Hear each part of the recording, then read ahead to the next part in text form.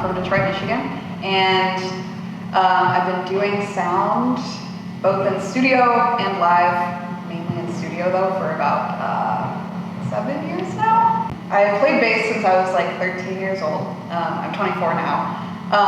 And I was kind of trying to figure out what I wanted to do with my life, and I was like, well, I want to play music forever. I want to be a musician, but that doesn't really pay the bills the way I want. So I started looking for other ways where I could make money and still work in a music-related field, and I just got really wrapped up in all this and kind of fell in love with it.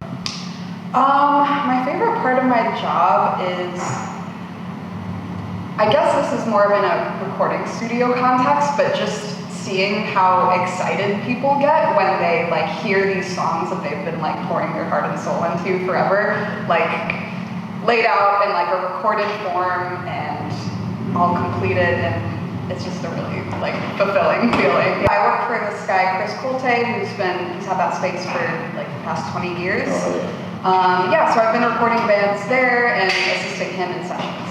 Yeah, so I have a band called Shadow Show.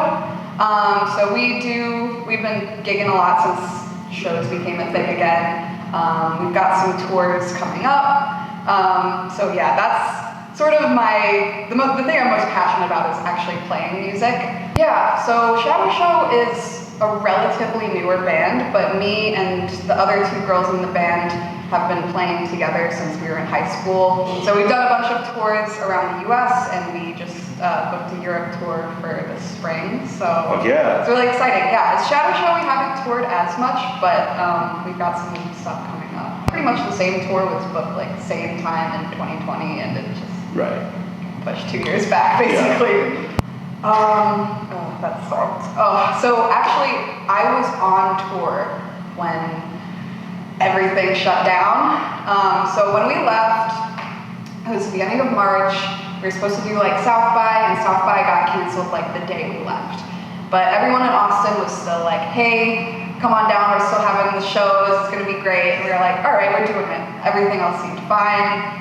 Didn't realize it was gonna be such a big deal. And then like, as we were driving further and further west, I was just seeing everything kind of get worse and worse. And pretty much the day we got to California, all of the rest of our tour got canceled, our Europe tour got canceled, live gigs got it really sucked because I didn't have anything to come home to either. It wasn't like, oh well, at least I'll just go home and I can work and like save up some money. It was like, oh, we're going home and there's no work to go back to. And yeah, so it was pretty quiet for, April 2020 through April 2021, and then pretty much as soon as things started opening back up last April, I've just been going nonstop. But I was, I kept myself busy, like during the pandemic, like me and my bandmates just kind of buckled down and wrote our whole second album during that time. So it wasn't time wasted. They were looking for engineers at Cliff Bells, which is a jazz club in downtown.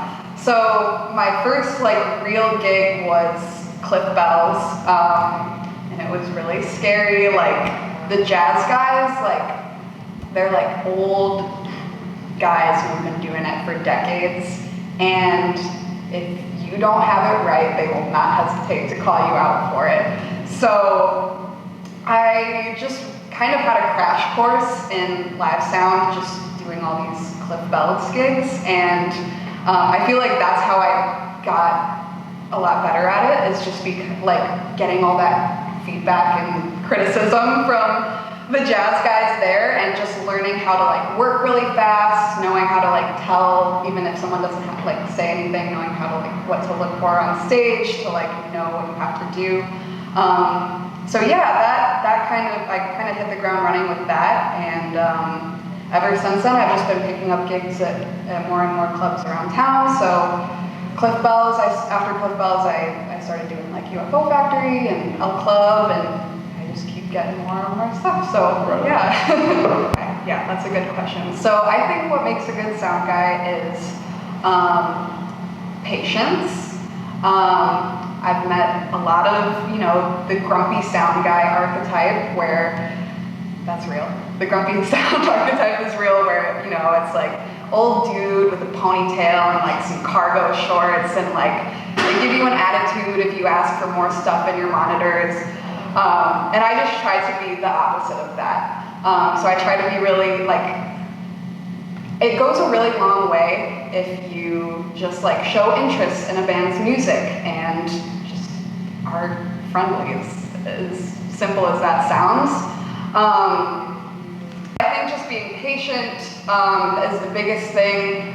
Knowing how to keep your cool when working under pressure, because you know it can get pretty intense. So just being able to like keep a straight face, not show the band that you're panicking inside, and just keep your cool, act like you know what you're doing, and then with that, I think from there it goes a long way. And yeah, it's all about the attitude. Yeah. Okay, cool. Just patience, kindness. Did I turn your monitor down? No? Wait, what? Oh wait, hold on. Stage and she's pumping the bass while ensuring that you